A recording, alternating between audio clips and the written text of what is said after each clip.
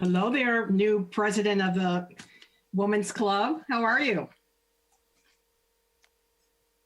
Oh, I'm fine and very busy. They've given me a lot of things to do already. Oh, So it's all very exciting since we're going to be open and with a lot of things we see happening. So we're very excited again. And again this year, as you know, we waived membership for those that it might be difficult. And so, and then those that it's not difficult have been supporting us. So we look forward to continuing to 100 years old in 4 years. yeah, wow. It is a legacy. Second oldest organization in Carmel. Wow. It's what I've read several places. The first is the Red Cross. Oh, yeah. They were here before, so that's all good. How is I will hear how everybody's doing. I'm doing fine. Who else is here? Is Ashley on vacation? Is that what's happening? Ashley's on vacation. Ah, okay. Leslie. She deserves it. Oh, and John. Hey, John, nice little article on Carmel magazine. Thanks. That was quite nice of them. Well, the photography was fantastic. Your family looked wonderful. Thank you. It was fun. The kids were excited. So Yeah. Yeah. Do their friends pick up Carmel magazine? Yeah, I think some of them. Yeah. The funny part was we don't get it. It was really funny. We for some reason, I don't know why it's on our PO box, but so people were started sending it to us saying, "Hey, we just got this." We're like, "Well, we haven't even seen it." Oh, yeah. It's fun. Yeah. All right. Well, good morning, everyone. It's 9:30. So, and it looks like all of our commissioners are here. So Leslie, roll call, please. Linda Calafiore, Present. Donna Jett, Present. Ellen Martin, Present. John Mysick, Present. Judy Refuerzo, Here. all here. Thank you. Thank you. All right.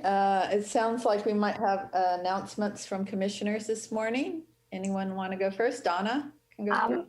Yes, on Sunday, I attended the Carmel Youth Center fundraiser and luncheon, and the director personally thanked me as being part of the commission for coming. And then John also attended with his children.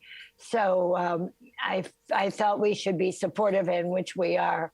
So it was a nice event, and it was their kicking off, trying to start a new year with lots of activities, fundraising, and meeting people in the community. And John might have a comment also. No, I was great seeing you there, and I thought that the whole organization did a great job with the event itself.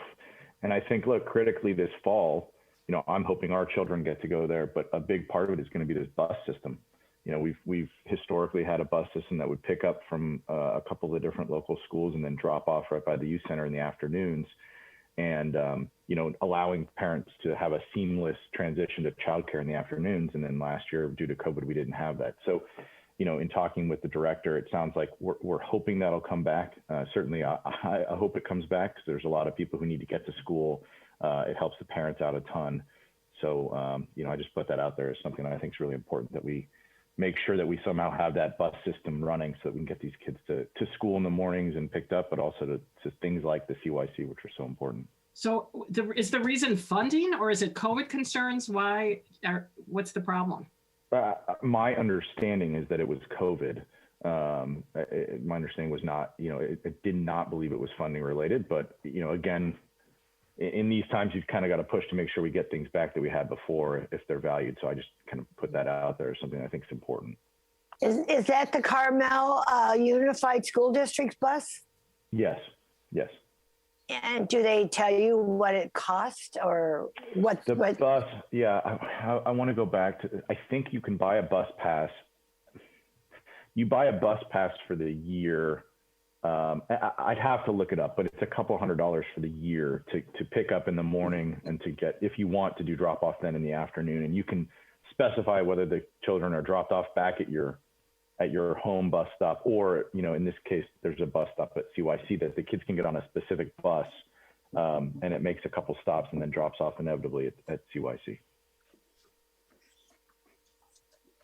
Okay, thank you. Linda, you had something you wanted to? Yes. Before the 4th of July, Jeannie, who was, I believe, your friend, Judy? Yes, she's my Jeannie friend. and I were on flag duty at the farmer's market, and we came up with a procedure that really passed out a lot of flags. And that was, we were not passive and waited for people to come to us. We went out to the crowds. As a result, I don't know how many flags we have, Leslie. Did you know how many we had? I ordered 500 and we gave out, I separated them from Memorial Day, half and half for 4th of July. And Memorial Day was very slow. So you guys gave out a lot of flags because there's not many left in the box. Yeah, because we emptied our baskets by noon, so in 2 hours. So I did send Ashley a photo of our empty baskets, but I understand now that she was probably away, and that's why she did not say, hey, great job. Most people were really receptive, and I had one really enthusiastic person who was I got the flags on Memorial Day and I watered them, and my mother wants some, and the seedlings are coming up. I mean, she said nothing's bloomed yet. Just a comment about that process. Anyway, so we learned that sitting at a table, was not necessarily the right way to approach that kind of a giveaway. I mean, unlike a pumpkin, which, people could see from far away. The other thing was, we had talked a while ago about having aprons or some way to identify us, because some people were just scared. I mean, we came up, and said, hey, would you like a flag? And, they're like, no. Most people were very receptive, but I think if there's some way to identify us, and we did have some aprons at one time. Leslie, does that ring a bell with you? Yeah, we are looking into getting different aprons for everyone. It just kind of got lost in the shuffle once the pandemic started. But now that we're getting back into event season, it's on the top of our list. Okay, just for, again, I mean, we talked about branding, marketing. We want people to know who we are. And I mean, some people were really afraid of what we were giving away, which was really just a shame. Okay, and then that leads me into the 4th of July concert. I did go. It was wonderful. Everyone who was there thought it was wonderful. When I first heard about the time schedule of there was going to be a rehearsal, and then there was going to be a pre-concert, and then there was going to be a concert, I remember asking Ashley, well, is that going to be crowded? And how are we going to handle the crowds? And Ashley said, well, the same way we did in the past, people will reserve seats. Anyway, I thought, ooh, this sounds like this is going to be just an overcrowded situation. So I did not, and I made a personal decision not to go down and put a few chairs down, just because, I didn't think that, I should just hog places on the grass. But arriving at 10 to 2 with 5 people, we had our little towels. We were able to squeeze right in a reasonable spot, and it was just lovely. The people, the director of the Chicago Pops did survey the crowd and ask who were residents. And it seemed to me that about a third of the hands went up. Yeah. And I thought anyway, we could work on getting more residents to there, because it was really a lovely format and a lovely concert. And I think once the word gets out that is what's happening, we would get more residents to attend. So my final comment on that is, are we going to work on that discussion? Because it seems like the city council is already on board. It seemed like Chicago Pops was already on board, and we're kind of the last ones to be on board with, what's happening on the 4th of July for next year. So that's just a question mark for the group. And then my last comment is, I raised the question about the Forest Theater at our last meeting, that it was going to be on the agenda this time. And I understand Ashley's on vacation, and that may have caused, maybe there's no new information. But if the Forest Theater is under our purview, which, I personally don't care whether it is or not, but if it is, I just feel like we're like the last ones to know everything about what's happening at the Forest Theater. And that concludes my comments. Thank you. Thank you. Ellen, do you have anything? I just wanted to say that the 4th of July was really beautiful and fun. And I went, and Ken White did a great job at emceeing. I know that the Pops were really happy, and Carl Christensen who is the director, was really, really happy. They do take a long time to warm up, but it's fun to be there when they are.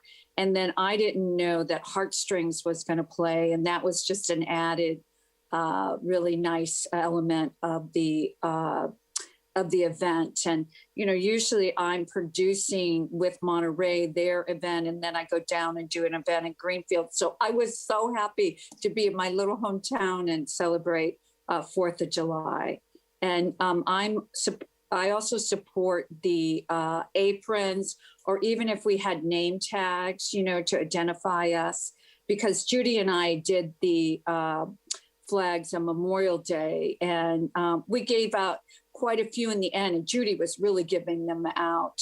But for people to know who we are would be really good. And so I hope everyone had a nice 4th. Yeah, I would just like to say that name tags are great, but I don't know that we need name tags. I just think we need to be identified as on the Community Activities Commission. This way they're interchangeable. It's only one investment. We don't put that burden on staff of every time we have a new person or a volunteer. Yeah, like we did with Jeannie. Jeannie stepped up because I ended up with a doctor's appointment, and she was the person to do it. Very outgoing. Oh yeah. And I think Linda, you meant Monterey Pops. You said Chicago, and sorry, my hometown, it still doesn't get out of my brain. Okay. I know, I'm like Chicago Pops flew all the way here. Okay. Yes, Monterey Pops. Thank you. That was a wonderful, wonderful weekend. All right. Leslie's announcements from staff. Now I think they'll be going, everything Ashley had will be in her staff report when we get to that. Okay, great. So then we will receive a presentation from the Carmel Women's Club. Oh, Judy, do you want to see if there's any public appearances? Oh, I'm sorry. I went right past that on this. That's what happens when I have a printed out copy and I miss it. All right. Yeah. Public open to comment. I've got a couple things. Hi, Dale. Hi, Dale Byrne, Carmel Cares. I'd like to also comment on the concert on Sunday. It was really wonderful. It was Janie and Barbara and Anastasia, and I put out decorations around town, it's always a fun thing to do. And we were working with Public Works to get the park ready, and it really looked beautiful. We were pretty proud of that. And this is not really a criticism, but just a comment. I got contacted by Holly Zoller, who we're working with the Carmel Foundation on a couple things. And she's, because of the restrictions on the Avenue on the Concord event, she needs 36 additional volunteers to be at the 12 points of entry to check for CDC vaccination cards and all that. And that's a lot. So if any of you know of anybody that wants to volunteer, you should get a hold of the Carmel Foundation. It's 36, what did I say?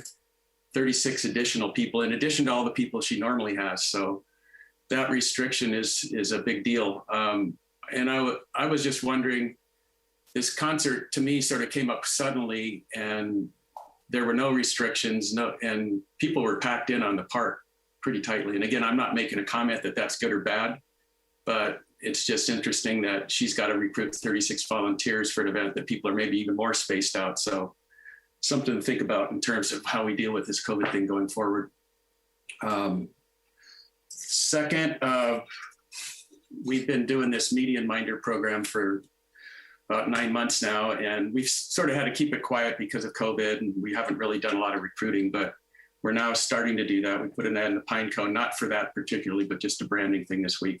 And we got approval to put 40 signs up like these at our medians. John, I put yours out yesterday. You guys can pick where you want it. I couldn't decide whether to put it at the beginning, at the end, on the sides.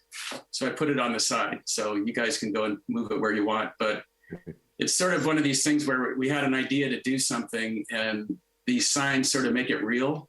And when you hand somebody the sign, and like at the Cherry Center yesterday, they've restored this incredible park there.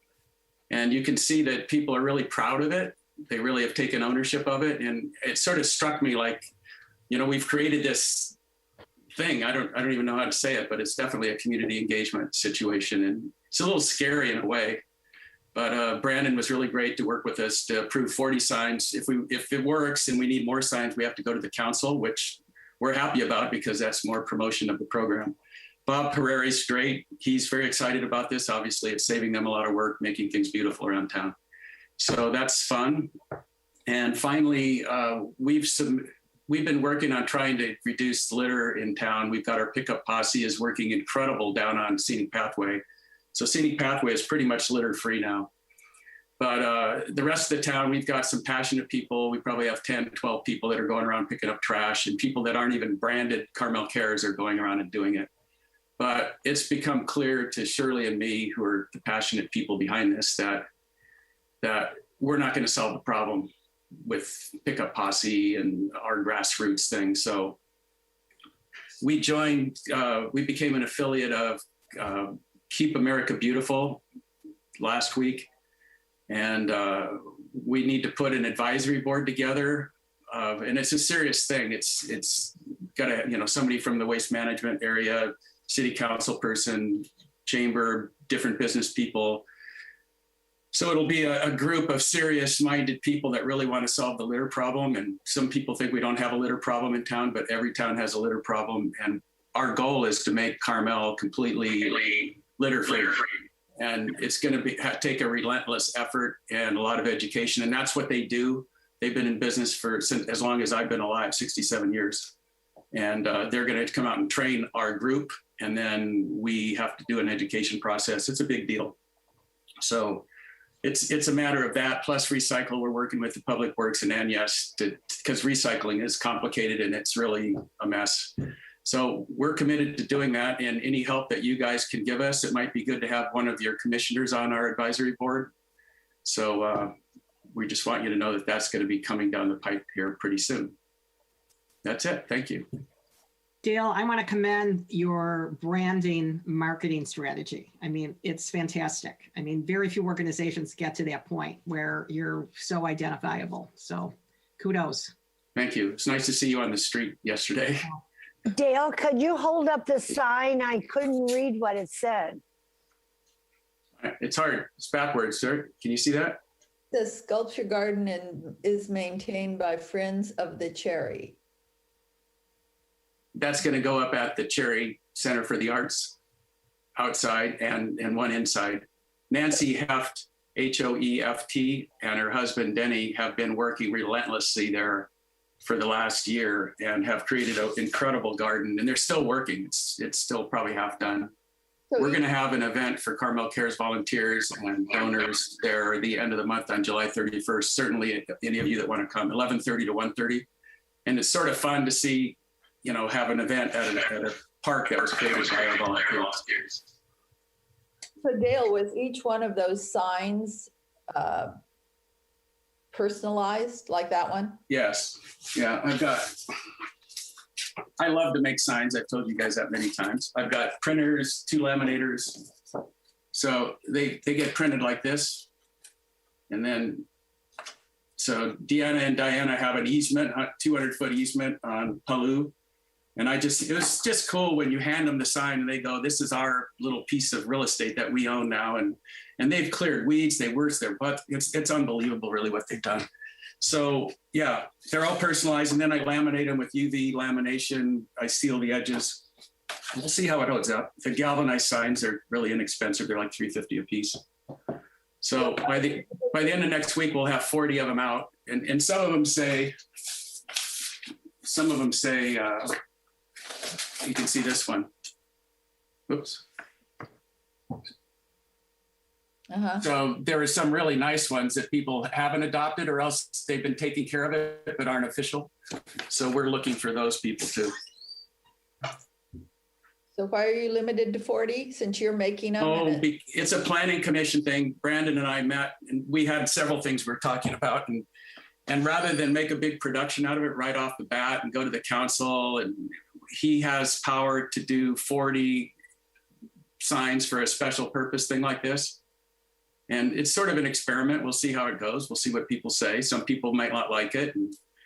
you know, it's not a huge effort to put them up. And if it turns out to be a problem, we'll take them down. But it's pretty cool. It's definitely going to send a statement to people that visit here that, you know, our town is engaged and take pride in their city. It's a bigger deal than I thought when I start putting them out. So yeah, they're 40, and if we need more, then there are going to be 120 of them eventually. So when we go to the council, they'll decide if they want to let us do it. But Brandon was great to work with, by the way. He was, and you know, I had to convince him, this is your real estate. This isn't our real estate. This is really the city's project. We're just enabling the city to do this project. And like most things that we're doing, and CERT and everything else, and what Wanda does, it's really, you know, it's the city. We're just taking time to enable really great things to take place. Anyway, thanks for the questions. Thank you. Any other public comments? Wanda? You're muted. I think Joe had her hand up first. Oh, I can't. Oh, okay. I see. Yeah. It's okay. Doesn't matter. Wanda, you can speak. It's fine. Oh, thanks, Joe. Just a real quick, I was listening to you talk about the tabling event that you did for the 4th of July. Just a quick comment. Have you guys thought about maybe doing t-shirts for all the members instead of aprons? So you guys had identifiable, you know, t-shirt, just an idea. And secondly, as you know, I am involved in the Leadership Carmel program. Just wanted to say the hearts are out. If you haven't noticed them, go check them out. They look pretty neat around town. They'll be up until the end of August, and then they'll be auctioned off, and hopefully we'll make a lot of money for the Carmel Women's Club. What a great segue, as well as the Carmel Chamber Foundation. Thank you. Thank you, Wanda. Joe? Oh, Linda, you wanted to say? I just wanted to say we did discuss the t-shirt idea, and we did decide that because of the weather, and some of us wear jackets depending on the weather, that aprons could go over everything. And I just want to remind us of that. Right. Or hats, maybe hats. Yeah. Good idea though. Thanks. And again, with the t-shirts, and you have to make a bunch up in different sizes if you have a volunteer that comes. So yeah, aprons are pretty easy. Joe. Thank you. I just wanted to invite everyone, because by the time you have your next meeting, this will be over. It's a performance, and I'll just read my flyer. Joe Todd, spoken word artist, vocalist, brings the written word alive through words and song. It's Sunday, August 8th, 2021, which is the second Sunday in August at 2:20 at River House Books, 208 Crossroads in Carmel, and it's free. So if you can, if anyone can come, you're invited. Oh, that sounds wonderful, Joe. Thank you. Thank you. All right. Any other? No one else. All right. Let's move on to the presentation from the Women's Club. Good morning. Hi, I'm Tina DiMaria. And if you don't know, Donna Jutt's my mom. I just wanted everybody to know that, just for transparency. Thank you so much for inviting me to speak to you today. I'm so excited to share everything we do at the Women's Club, because I just think it's the most amazing organization. And we do a lot, but we don't always put out there everything that we do. So it's really great to share with you today. Hopefully you all received this cool little history flyer that gives you a lot of information. And so I won't go through that line by line, but you'll see that we have a very deep history of philanthropy in our community. And I'm just so proud of all that stuff that we do. I've been a member since 2005. Donna was a member prior to me joining, and so was my mother-in-law, Kathy DiMaria, if any of you remember Kathy. So they ganged up on me. I have a background in IT and computers and bookkeeping. My husband and I own our own company. And I didn't know it when they recruited me. They needed a treasurer for the club. So I was a good fit for that. So I've been the treasurer for most of those years, except I did take a 2-year break as being treasurer to be the president for 2 years, from 2012 to 2014. Our membership has grown and expanded. We are up to 338 members. You don't have to live in Carmel to be a member. You don't have to be a woman to be a member. We have members all over the country because once you're a member, even if you move away and you want to continue to be a member, we keep you and we love on you. So know that anyone can join. It's $50 a year, so it's very, very reasonable. And as Donna said earlier, because of COVID, we have given our members the opportunity to skip paying their dues for the last 2 years. We weren't able to have our programs, and we didn't know what everybody's financial situation during COVID was. So we have a motto at the Women's Club, once a member, always a member. So you can't get away from us, basically, is how that works. We make our money through our dues, through our fundraising. We have fundraising events, as well as we do rent out the club. We also donate the club to other nonprofits in our community twice a year, and nonprofits do get a reduced rate to use the club. If you're a member, you also get a reduced rate to use the club, which is pretty nice. As a little flyer talks about, we were founded in 1925. We had a great celebration when we turned 90, and we had every intention to have a great celebration when we turned 95, but due to COVID, we weren't able to do that. So we're already planning what our 100-year celebration might look like in 2025. Once we get that a little bit more crystallized, we'll definitely be talking to you about it. To see how we can join with the city and celebrate 100 years of the Women's Club. The club was founded by just amazing women, and we now have a board member whose grandmother was one of the founding members of our club, which is pretty exciting. Paula Hasavac-Rusi, her grandmother was one of our first founding members, and she's now on our board. Our mission statement was to promote through charitable giving, mutual help, intellectual advancement, social enjoyment, and welfare of the community. And that's still true today. That's really what we strive to do within the community. We really think of ourselves as a value added for Carmel. We became a 501c3. We were a 501c4 before. That happened in 2008. So all donations are now 100% tax deductible, which is great. So what do we do at the Women's Club, you ask? We have 13 programs per year. Our calendar is October to June. On the first and the third Monday of every month, we have a program, and that's at 2 p.m. And it could be something musical, it could be an artist, it could be a food demonstration, it could be someone who's talking about their most recent novel or book. I've talked to Peter Heller. I'm hoping he comes and talks about his new Joe Mora book. We just have a variety of fun, informative programs, followed by tea. We haven't quite figured out how we're going to do that this year because of COVID, but we will continue to have some sort of refreshments following our program on those Mondays. In addition to that, we do 3 luncheons per year. They are fundraising luncheons. One is a fashion show, and the proceeds of that event normally go to Meals on Wheels. And then we do another fundraising luncheon. In the past, it's been our fall fundraiser, our what we call Sweet Seconds. And that has really benefited the other charitable giving that we do, and also our scholarship program. We added a couple years ago, and we had to obviously stop during COVID, an annual lobster boil, which is a really, really, really fun event. So we're bringing that back next February during Mardi Gras season. And then in June, for our very last meeting, we do an annual meeting, like a corporation annual meeting, followed by a potluck luncheon.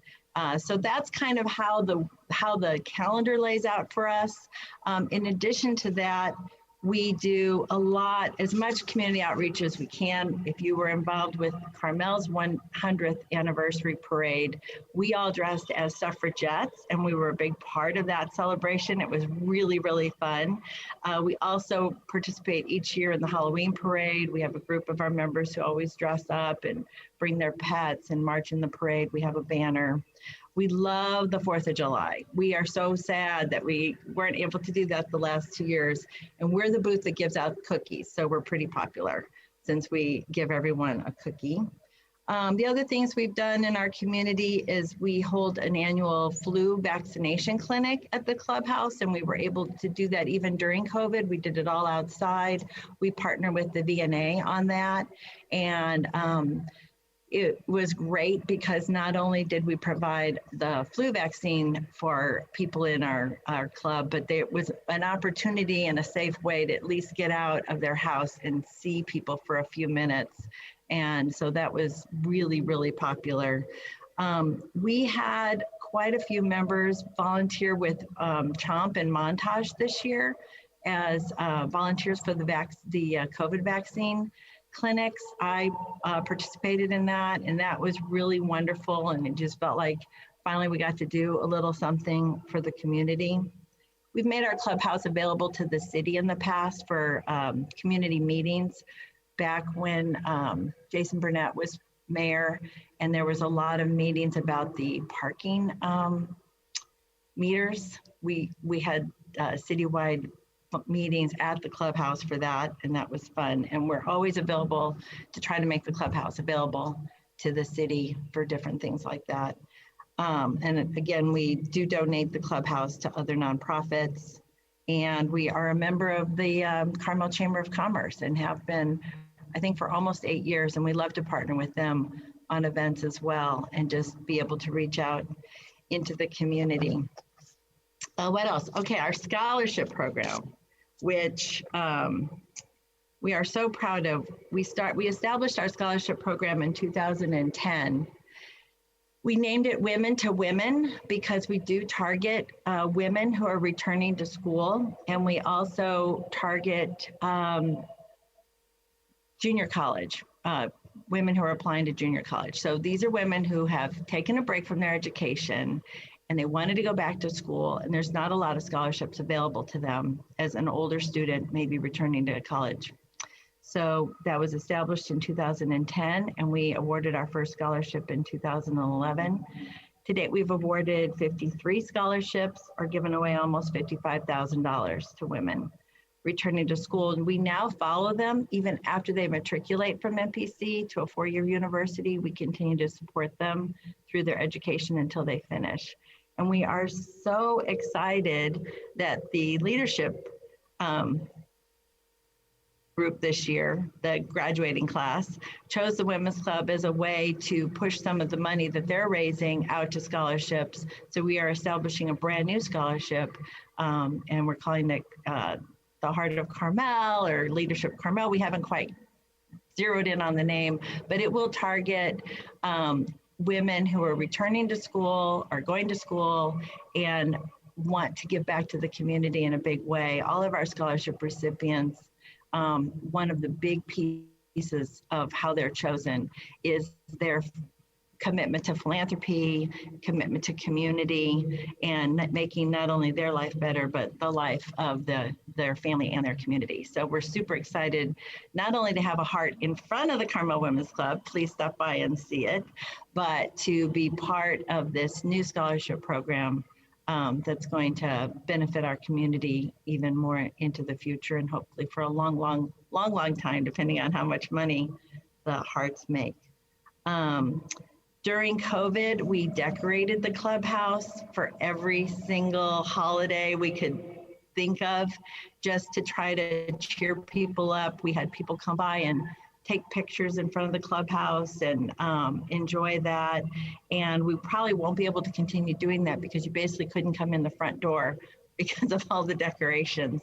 And shout out to Jackie Craighead. She's the one who did all the decorating. And also she sang on the 4th of July with the Monterey Pops group. I wasn't able to attend because I was out of town, but I heard she did a really wonderful job. Pumpkin sales we've done in the past. I think everyone likes that, where we decorate pumpkins with succulents. That's one of our fundraising events that we will continue. We last year 2 years ago, kind of coordinated with the crafters sale over at Sunset, since we're right across the street, and sold pumpkins on our patio. And that's always a lot of fun. So moving ahead to the future, again, we really want to have a super big party when we turn 100 in 2025. Continue with the Halloween parade, continue with 4th of July cookies. We hope to have another flu vaccine clinic in the fall. We coordinate also, I'm friends with Holly Zoller, so we do coordinate with the foundation on different things and events, and I'll definitely reach out to her about the volunteers that she needs coming up. And we just want to do as much as we can to support the city and, you know, just be part of everything that you guys would like us to do to help out. We have a lot of people who are willing to volunteer and a lot of enthusiasm for that. So anytime you need volunteers for an event, just let Donna know, or you can reach out to me and we will push it out to our membership. And like I said, we have an amazing group of people who are more than willing to help out. So, Donna, did I leave anything out that you wanted me to hit on? No, but I did want to say Tina volunteered, I believe, 63 times at the COVID clinics. Yeah. So, and she had, including her husband, she brought, and other family members. So she was one of the top volunteers in the cold, the rain, the wind, because she so believed in the virus. So, and also I had all this volunteer energy and nowhere to put it. I had to go somewhere with it. So it was fun. And we had really cool, talk about kind of branding. So we had these tags, name tags that they gave us. And then I ordered these that hung below the name tag that had our name and montage on it, so that everybody knew that we were part of the Carmel Women's Club. And I actually got 2 new members that way too. always trying to spread the love. Thank you. That was a beautiful presentation, and the Women's Club does so much for our city, and we appreciate you so much, and Donna too. I mean, yeah, I love it. Well, and Linda's a member, Wanda's a member. We have, and you were talking about Nancy Heff, she's a member. We just have, like I said, just an amazing group of people who just love this area, love this community, and want to do more. And it's just a really, really fun place to come and attend a program. Thank you. And I learned that you didn't have to live here to join. That's right. Yeah, so that's new. You don't. It's been that way for a long time, and we have members as well. Okay, great. Donna? I just wanted to shout out about the Women's Club because of Dale and the city is why we did the bus stop. Because Dale was an inspiration every time I look around. And he's an inspiration for me to plant succulents that I got for free from Nancy from the Cherry. So the Women's Club now, everything in front and the side, we think looks really good. So I was hoping our bus stop would be an inspiration to others, but I haven't seen any other new bus stops go up.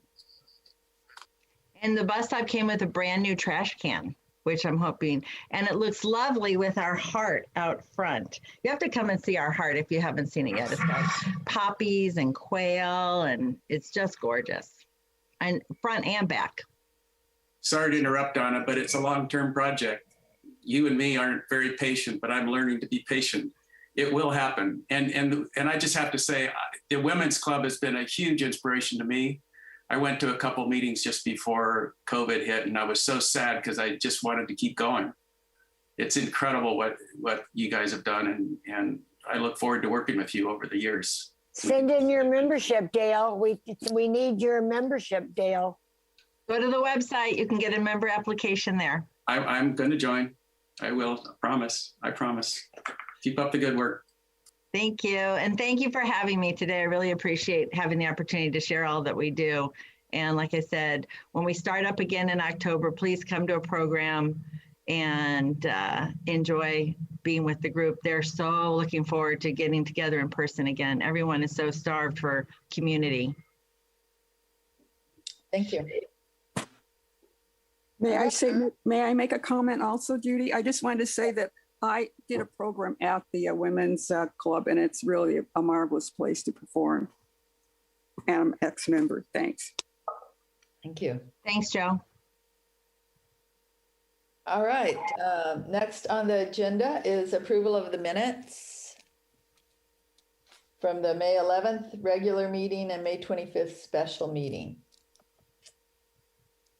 I'll make a motion to approve both sets of minutes. Donna? I can Okay. second. Second, one of us.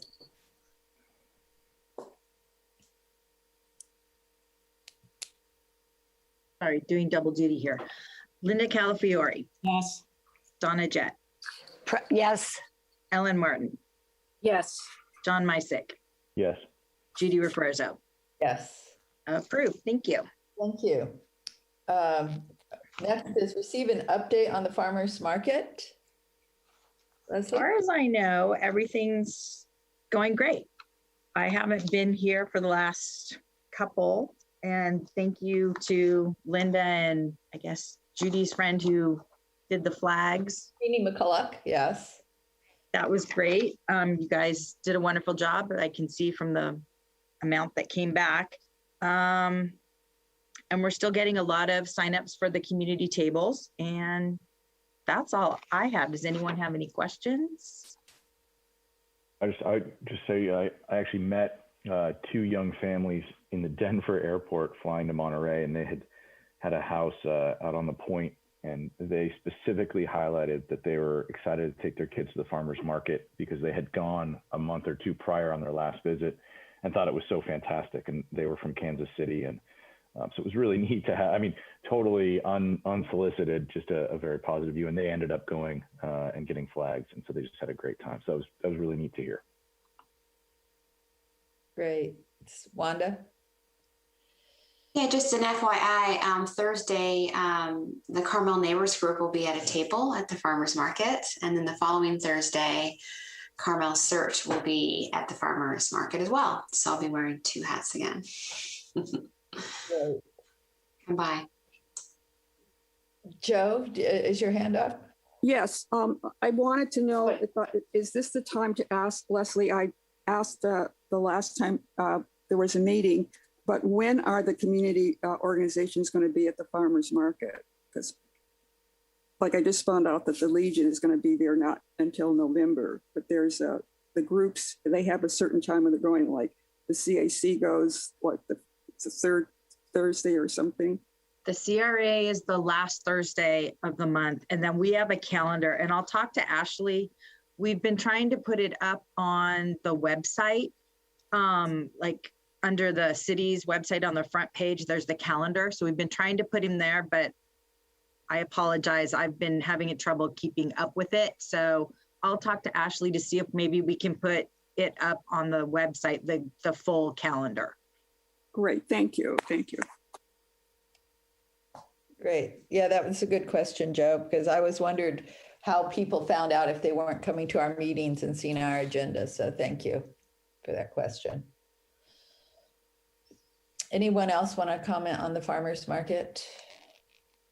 I think it's been going, I was there the week that they were handing out flags, and it was all good, Linda. And so, yeah, looks busy, looks exciting. And I saw less dogs that week. I don't know if it's improved or not, but I did see less dogs. Linda, had it improved or? Well, I wouldn't say it's improved, but it's not out of control. Yeah, okay, great. All right, nothing else on that. We will receive. I have a comment, if that's okay. Okay. I brought the dogs. I've noticed, because I go every Thursday, I've noticed that people are walking their dogs on the sidewalk rather than going through. I mean, there's still some going through the middle, but they're walking, as I said, on a sidewalk. And I think the manager, he's got an assistant, and they're really doing an excellent job in getting the market going great and getting the signs up. Yeah, I think the signs really do help because it tells people, what they can do as opposed to what they can't do. So yeah, thank you. Yes, they are on the sidewalks too. Thank you. All right. Last item, receive updates and discuss the 2021 special events calendar. Leslie. Okay, I am just going to read from Ashley's staff report. 4th of July. Let's see, after the city's 4th of July event was canceled earlier this spring, the city was approached by the Monterey County Pops about hosting an event at Devendorf Park. And city staff worked with them. They did everything. So they were really easy to work with and we enjoyed working with them. And Ashley was here for the event and she noticed that, as Linda said, it did get crowded. So if we are able to work with the Pops next year and have this same event or do something else, they are really excited about coming back. Ashley was thinking about taking the stage and putting it in Ocean Avenue at the front of the steps to the park. And that way the music would be facing the park and there'd be more room in the park for people to sit. So that's one thought for next year. And hopefully we'll be able to do that. As for the Sandcastle contest, the date has been set for Saturday, October 2nd. There's no theme yet. And we'll be calling on commissioners and council members and volunteers to help us out with that and to be judges because the bribes are always really good. And we'll be discussing next meeting, the Halloween birthday parade, home crafters, and the December holiday celebration. So we're going to start looking at those. We've been getting a lot of calls and emails about home crafters. People are really excited that we're going to hold it this year. And so we're all excited too. Let's see. As for non-city events, Ashley is still working with Concours on the Avenue for their permit, and that's going along. And Ferrari is almost completed. And unfortunately, Prancing Ponies had to cancel out. It was too short a time frame for them to get things together. So unfortunately, we will miss them. Winemaker celebration, we're still looking for them to confirm a date. And I think that is it. Does anyone have any questions?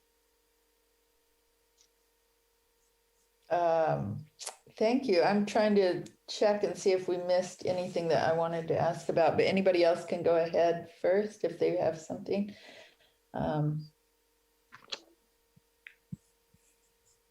The other one is the Taste of Carmel. That was it. I can find. Are still working on their permit because they've changed the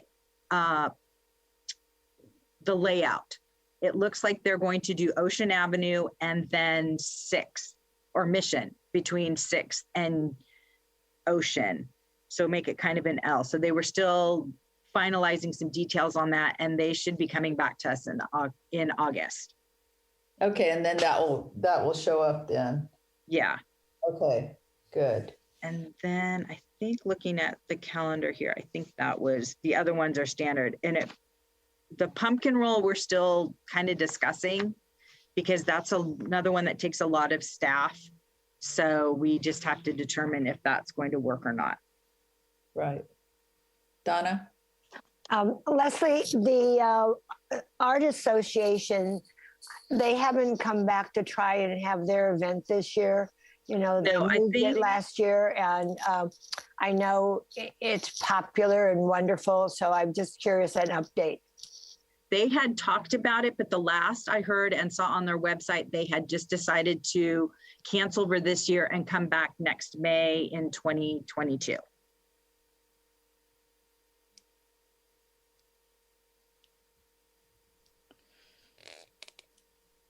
I guess one more question, Leslie. I guess 2022 will be similar to 2019. I guess we won't know about restrictions or what is happening until more the end of the year, where all of the events that always were held were sort of be popped up, but we really don't know about 22 yet until it gets a little closer to January, I assume. So our commission will likely be doing similar to last year, but maybe with a little less restrictions, I'm guessing. That's what we're assuming. Right now, we're just going with the restrictions and looking at things for this year, the same with, or sorry, trying to get things done with the restrictions as the same. But then most of the events, the city events, don't start really until 4th of July is usually our big one. And then there's not a whole lot in the winter and spring months for other things, except for like the art festival. So hopefully they'll be able to come back full force next year. But again, The bunnies in the park is one of the, yeah, that's right. sort of Easter, the sorry. first one. Yeah, well, that's okay. So I guess we just have to keep our eye out and see what's going to happen. Yeah, we check the websites, the CDC websites and everything every month to find out what's new, what can we do? Yeah. And it looks, I mean, it's exciting that we're starting to see all these events come back in whatever form they're coming back in. It's just exciting that we are all going to get to start doing things and going out again and getting a little bit more normal. You can tell things have opened up because the amount of requests we're getting for beach weddings or beach events has really come forth. Every other day, there's a new one. We have the same with rentals at the Women's Club, that the people that have postponed birthday parties, anniversaries, and celebrations. And we're happy because we didn't have any revenue, for a year and a half. So, and everybody's happy about it. We had one rental of a birthday, and the lady was so happy. She joined the Women's Club because between Nancy Twamy and Wanda and Tina and Heidi, everybody accommodated their requests. So we're happy to be sharing the building in the future too. Great. All right, anything else about the calendar? All right, future agenda items. I know that Linda wants to have on here the Forest Theater. And Leslie, you mentioned some things during the calendar that you were going to add back on here. So anything else? Carmel. Donna?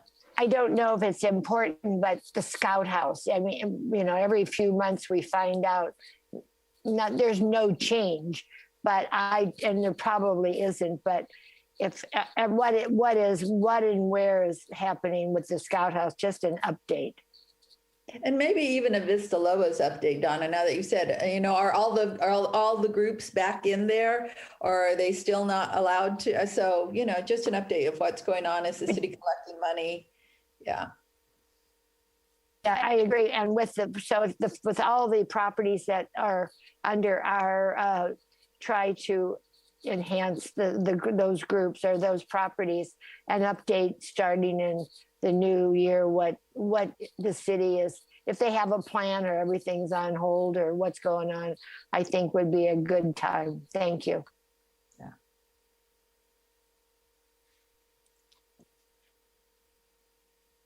All right, anything else? No? All right, so our next meeting is next month, normal second Tuesday of the month. And yeah. Okay, see you all then. Donna, you're muted. Do you wanted to say something? No, I was saying thank you. But that's the day that I thought we changed it because that's the day of the concourse. I mean, on the avenue. Well, normally I was just going to say, I think we did change it to August 3rd. Yeah, we changed it to August 3rd. All right. Because of that reason, whether in person or not, if anyone's volunteering or are doing any other, we changed it to the 3rd of August is what I believe. All right. I did not make that note, so thank you guys. Oh, and on that note, it looks like hopefully, if things go well, we may be back to in-person meetings in September, Okay. but more information to follow. All right. Sounds like a plan. All right. Thank you, everyone. Thanks, everybody. Thank you. Have a great week. Thank you. Thanks, Leslie.